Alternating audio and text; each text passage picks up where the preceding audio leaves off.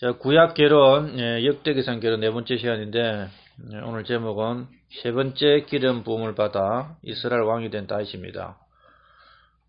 역대기상 11장 3절에 보면은 이스라엘 모든 장로가 헤브론에 이르러 그 예루살렘을 수도로 정하기 전에 헤브론에서 일시적으로 다스렸는데, 그때 이스라엘 모든 장로랑 12지파 다를 말하는 겁니다. 거기서 나와가지고 다시 한번 다윗에게 기름을 부어가지고 이스라엘 전체 왕으로 삼습니다. 이 역대기상에서는 사무엘하에 기록되어 있는 다윗이 왕위에 오르는 그 과정들을 대부분 이제 생략하고 왕에 올랐다는 것만 기록하고 있습니다. 다윗이 이제 처음 기름 부음을 받고 나서 이스라엘 왕이 되기까지 힘든 과정, 이것은 사무엘기 하에 기록이 되어 있고 뭐 다 까먹어서도 그때 또 개론으로 공부를 자세히 했었습니다. 자, 오늘 제목이 신기하죠. 다윗이 왕이 될 때까지 기름을 3번 부었어요. 보통 한 번 부으면서 다 끝납니다. 뭐 대언자도 한 번 붓고 제사장은 혈통에 따른 거고 왕도 한 번 부어주죠. 근데 다윗은 3번 부음을 받았다. 그럼 다윗이 언제 기름 부음을 첫 번째 받았느냐? 사무엘상 16장 그 보면은 사울이 이제 그 하나님의 명령에 불순종함으로써 하나님이 이새의 집에 찾아가 가지고 하나님이 택하신 사람의 기름 부음을 받으라 했죠. 사무엘상 16장 1절에 나오고, 그래서 이제 아들들 오니까 다 마음에 들었는데 하나님은 그거 다 외모를 보지 말고 마음을 보랬는데, 이제 마지막에 양치기였던 그 다윗이 그게 없었는데 불려왔죠. 불려와가지고 기름 부음을 받습니다.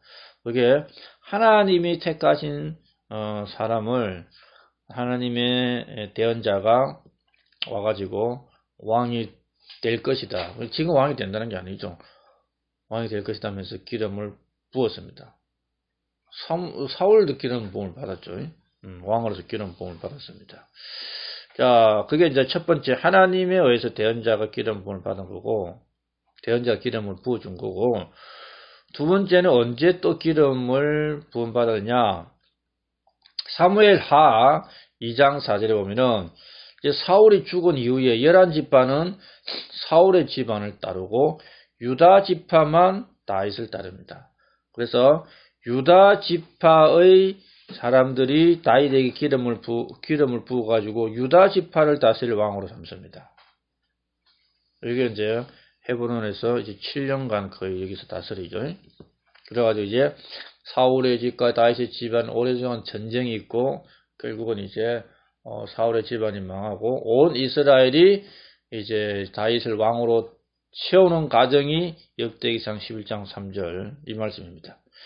세 번째 기름 부음을 받죠. 여기는 이제 첫 번째는 하나님의 대언자가 왕이 될 다윗의 기름 부음을 받았어요. 어릴 때.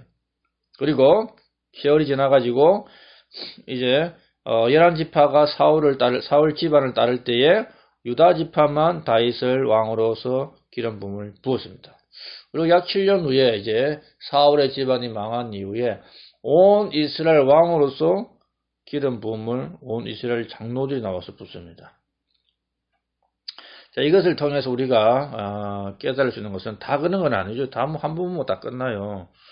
그런데 이 다윗의 생애가 정말 기름 부음을 받고 왕이 될 것이라고 기름 부음을 받았는데 실제 왕이 되기가 최종적으로 온 이스라엘 왕으로서 기름 부음 받기까지 오랜 세월이 걸렸습니다.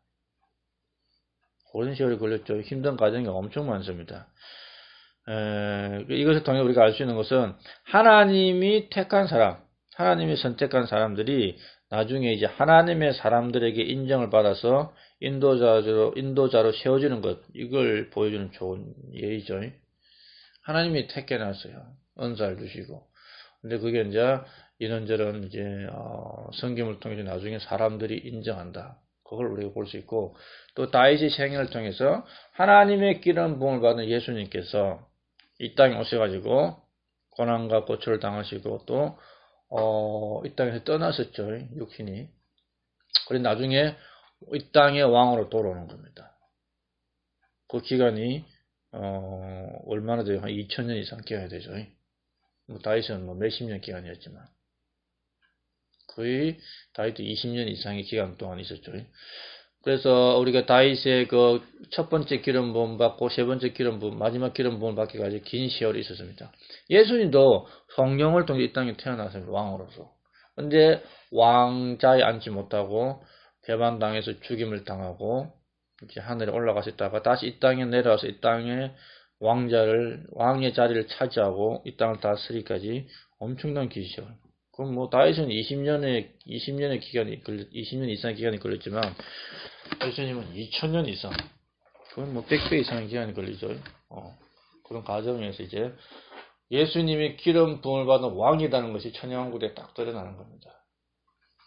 자, 그런 것들을 우리가 알 수가 있고, 자, 역대기상 11장 보면은 이제 1절부터 9절까지는 온 이스라엘 왕이 된 다윗, 그리고 이 다윗이 예루살렘을 정복하는 그런 내용이 나옵니다.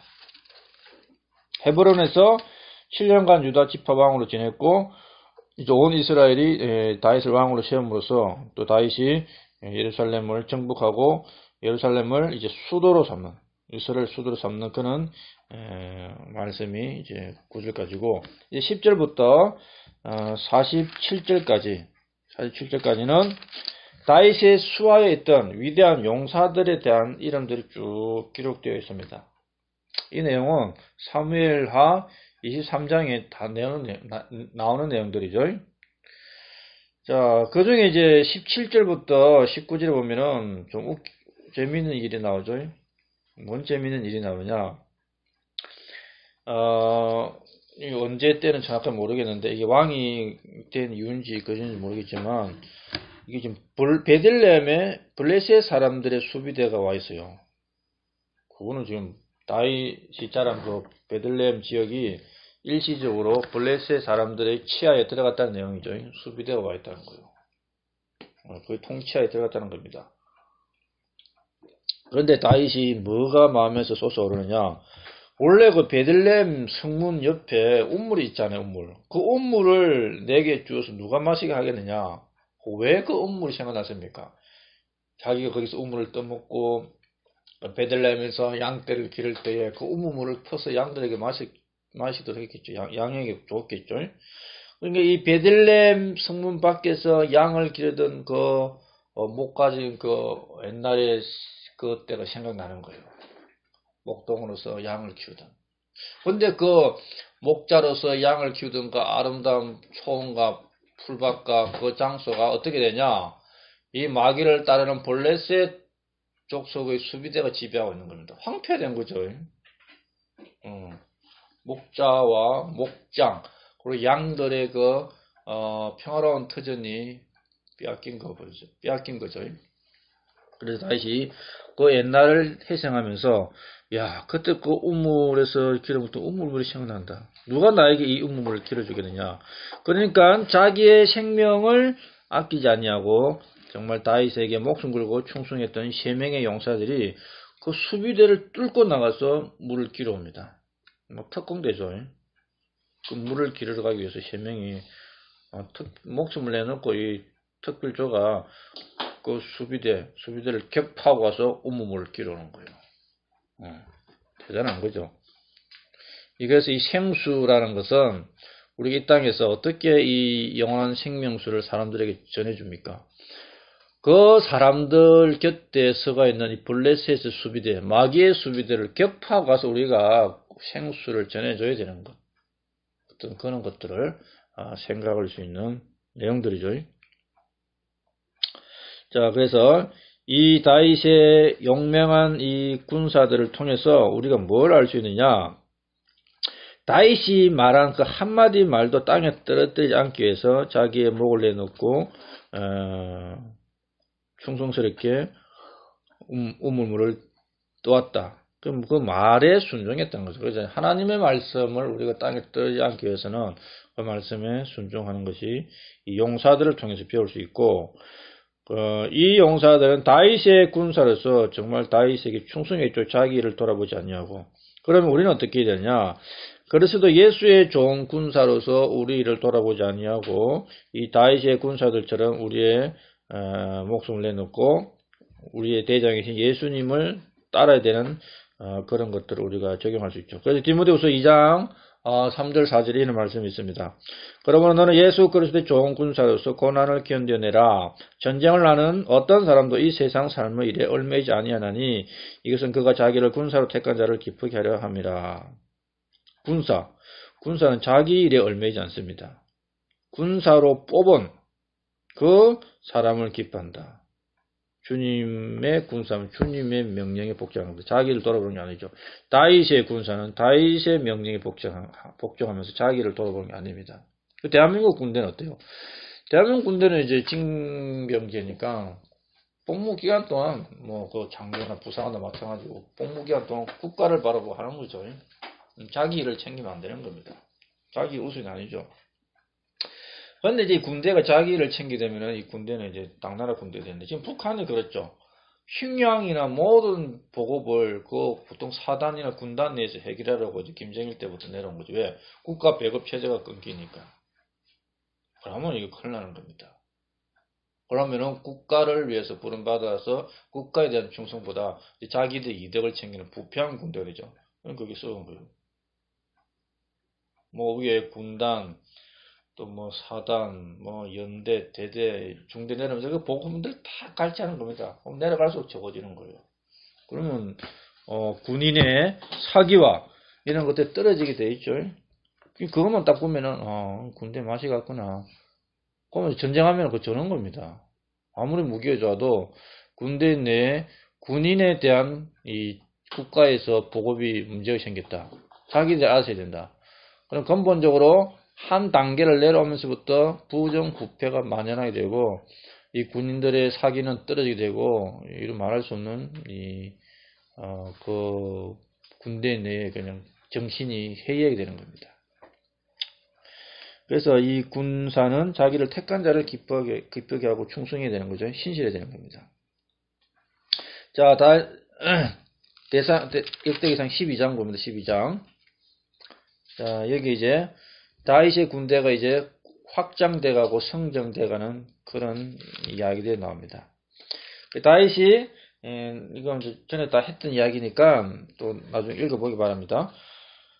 다윗이 처음에 어려움에 처했을 때 이제 다윗 주위로 모이던 사람들 있죠. 가족이 모이고 또 어려움에 처한 사람들 모이면서 그들과 함께한 용사 이야기.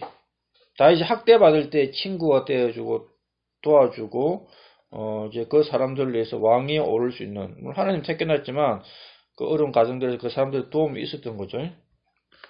그 과정을 이제 쭉 기록하고 있습니다. 자, 동일하게, 우리 죄인들도 자기가 그냥, 아무 어려움 없이 형통하고 잘 되고 하면은 예수님 앞에 나오지 못합니다. 자, 다윗에게 나왔던 수많은 사람들 보면은 어떤 사람들입니까? 힘들고 어려운 자들이 다윗에게로 모여드는 그런 이야기를 보게 됩니다. 그러니까 이 사람들도 자기에게 이때 어려움이나 위협에 처하지 아니하면은 뭔가 하나님이 그 사람에게 막대기를 한번 쳐가지고 한번 좀 생각해보지 아니하면은 이 예수님 앞에 나오지 못하는 것과 마찬가지죠. 그리고 이 구원받은 자들이 십자가의 길을 걸어가기 위해서도 뭔가 하나님의 지팡이가 이렇게 쳐줘야 되는 겁니다. 구원받는데 만상 형통하고 예수님 찾을 필요가 없다. 그럼 십자가의 길로 안 가죠. 구원을 받아 놓고도 십자가의 원수되는 길로 가는 겁니다.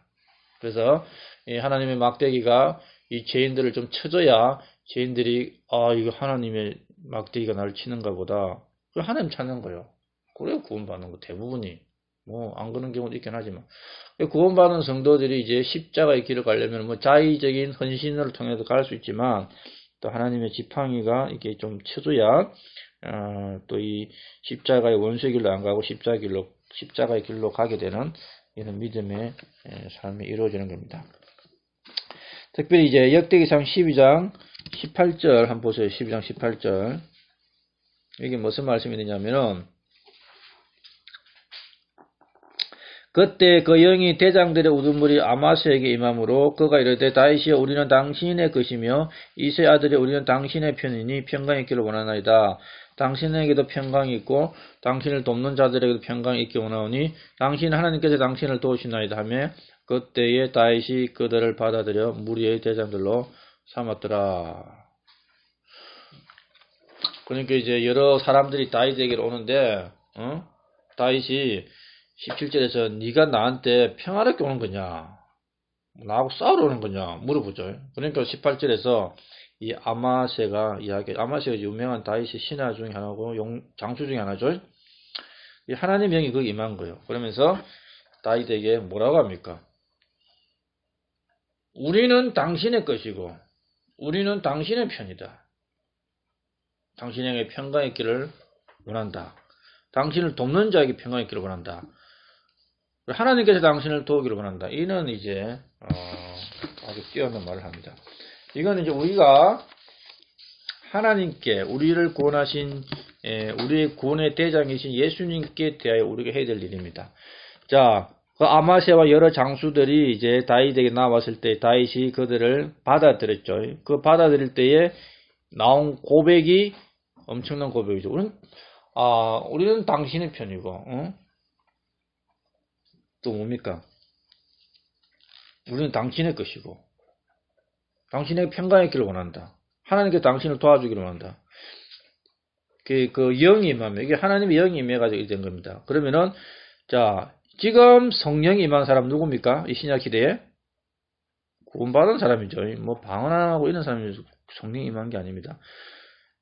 그 영이 대장들의 우두머리 아마스에 임하실 때 일어난 이 고백이 지금 자기가 죄인임을 고백하고 예수님을 나의 구원자로 받아들여서 성령이 임한 성도라면 누구나 아마세가 다윗에게 고백한 것처럼 나는 예수님께 속하며 나는 예수님의 편입니다. 이런 고백이 나와야 되는 겁니다. 그런데 예수님의 편과 예수님 안에 속한 사람들이 이게 뭐 예수님의 말씀과 반대돼 가지고 살아가고 또 그는 사회적 시스템을 따라가고 그는 정치적 편을 따라가고 이 문제가 있는 거죠. 그는 예수님 것도 아니고 예수님 편도 아닙니다. 자, 그리고 나서 우리는 이제 이 신하들이 다윗에게 보상하고 나서 다윗에게 충성하고 다윗의 편이라고 고백하고 나서 바랄 건 뭡니까? 이게 보상을 기대하는 거죠. 똑같습니다. 우리가 이제 성령이 임하면은 나는 주님의 것이요 나는 주님의 편입니다. 주께서 평강하시고 나도 주의 안에서 평강을 얻기를 원하면 이런 고백 쭉 있으면은 이제 우리는 뭘 기다리냐? 신약 성경 말씀에 기록된 이 구원받은 성도들에게 줄 이 상속. 우리가 뭘 상속받습니까? 하나님의 왕국. 거기서 상속이 있으면은 하늘의 왕국에서 통치하게 되는 거죠. 영원한 생명을 상속받고 보상이 있고, 이는 것들을 우리가 생각할 수 있고, 또, 자, 보세요. 역대기상 12장 32절, 33절 봅니다. 32절, 33절. 그게 무슨 말씀이느냐? 이사갈 자손 중에서 때를 깨닫고 이스라엘이 마땅히 행할 바를 아는 자들, 곧 그들의 우두머리 200명이더라. 그들의 모든 형제들이 그들의 명령에 따랐더라. 서불론 중에서 싸움에 필요한 모든 기구를 가지고 전투 대응을 취할 줄 알며 두 마음을 품지 아니하고 전쟁에 나가서 싸움을 잘하는 자가 5만 명이요. 여기에 자 32절 보면 때를 깨닫고 이스라엘이 마땅히 행할 바를 아는 자들, 이사갈 지파 중에서 이제 다윗에게 나와가지고 이런 말을 하는 자들이 있습니다. 이사갈 자손 중에서 다윗에게 나왔는데 그들이 때를 깨닫고 이스라엘이 마땅히 행할 바가 무엇인지 아는 자들이 200명 있었다. 우두머리 중에. 그리고 그들의 모든 형제들이 그 우두머리들의 명령에 따라서 지금 해야 될 일을 행했다는 겁니다. 이거 엄청 중요한 거죠. 지금 우리가 어떤 때인지를 알고 지금 내가 뭘 해야 되는지 아는 거.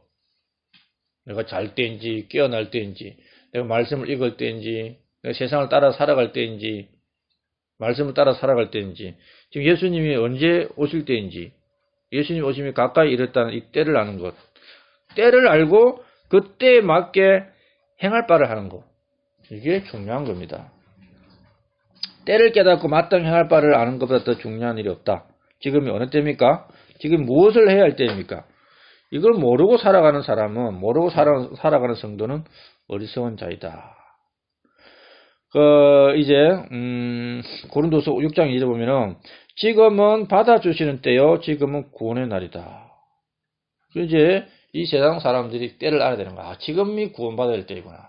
그리고 성도들은 지금이 우리가 하나님께 신실하게 하나님을 따라야 될 때이구나. 이걸 알아야 되죠. 그리고 33절에 이제 서볼론 지파 중에서 이제 전투대항을 가지고 나온 사람들은 어떤 마음의 자세를 가지고 있었느냐. 두 마음을 품지 아니하고 전쟁에 나가서 싸움 잘하는 자가 5만 명이요. 전쟁 중에 두 마음 품으면 어때요? 야, 내가 목숨을 아까워하지 아니하고 나가야 되나? 내 목숨이 아까운데 중간쯤 싸다가 어디 나 혼자 도망가야 되나? 야, 내가 지금 다윗에게 충성해야 되나? 보니까 블레셋이나 다른 이 나라들이 좀 센데 내 그쪽으로 가야 되나? 이 두 마음을 품으면 안 되죠. 예수님을 믿으면서 두 마음 품으면은 예수님을 따라야 되나? 마귀를 따라야 되나? 뭐 이런 겁니다. 그러니까 두 마음을 품지 아니하는 자, 이게 이사가 서볼론 자손 중에서 있었죠. 그래서 지금 우리는 어떤 자세가 필요하냐? 때를 깨닫고 지금 뭐 해야 되느냐? 이걸 아는 지혜로운 자가 되어야 되고, 두 마음을 품지 않고 우리의 대장에서 예수님을 따라 나가서 영적 전쟁에서 싸우는 성도가 되어야 된다. 야, 상황을 살보다가 야, 때에 맞춰 내가 잘 도망가야 되겠다. 어디 누가 센지 가야 되겠다. 이는 두 마음 품으면 안 되죠. 우리가 이겨야 되겠다. 이런 걸 가지고 나가야 되죠. 그리고 이제 두 마음 품으면 안 되는 거죠. 주님은 단일한 마음, 한 마음, 이걸 원하죠. 그래서 지금 우리가 필요한 것은 이 이사갈과 서불론 지파의 우두머리들처럼 때를 알고 두 마음을 품지 아니하고, 그리고 그 아마세의 고백처럼 나는 주님의 것이요, 나는 주님의 편이요, 주님과 우리에게 평강있기를 원한다. 이런 믿음의 고백이 있는 그런 자가 되어야 된다. 이것이 오늘 역대기상 11장, 12장에 나오는 내용들입니다. 자, 이상을 마치고